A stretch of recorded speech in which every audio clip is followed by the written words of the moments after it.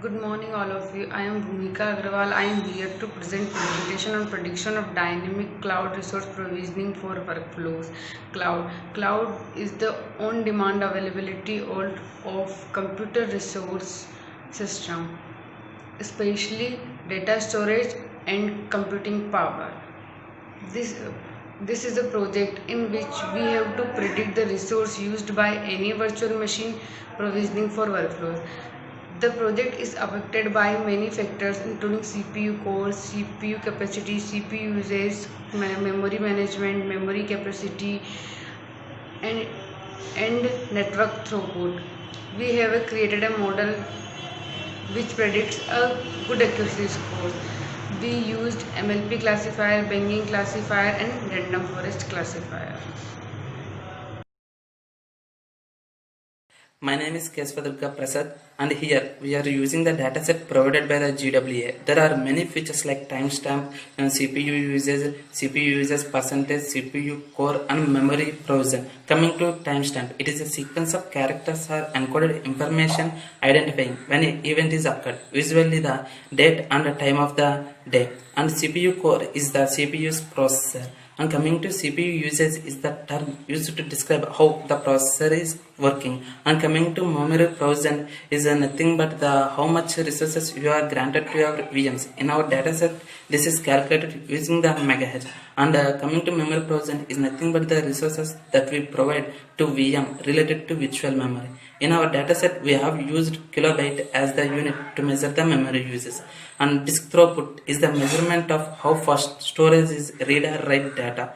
And network throughput refers to how much data can be transformed from source to destination within a given time frame. And the structural data and the network columns are the dependent variables. Rest of all other columns are independent variables. So in this project, we have tried different models for predicting the cloud resources. The model are as follows. Boosting Classifier. A Boosting Classifier is an ensemble estimator which works on random subset of the original dataset and then aggregate their individual values. Second is AdaBoost. AdaBoost is a short form for adaptive boosting, which focuses on classification problem and aims to convert a set of weak classifier into a strong one. Third, gradient boosting. Gradient boosting is a machine learning technique for regression and classification problem which produces a prediction model in the form of ensemble of weak prediction models, typically like decision trees.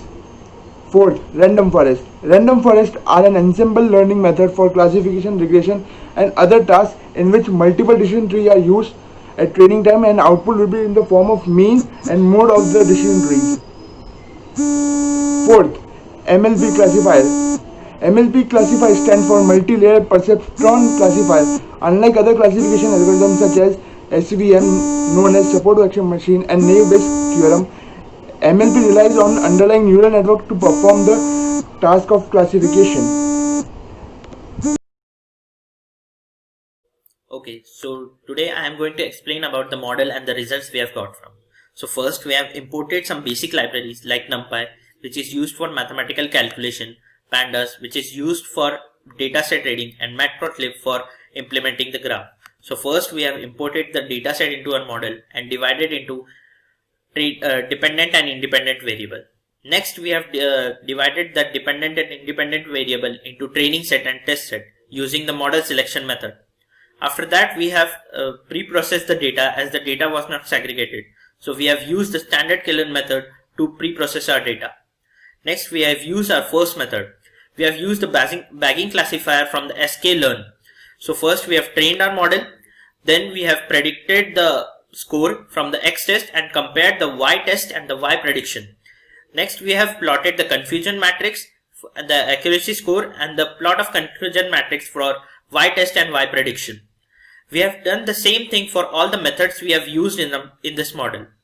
Lastly, we have implemented a graph which shows that random forest is giving the highest accuracy score for our model.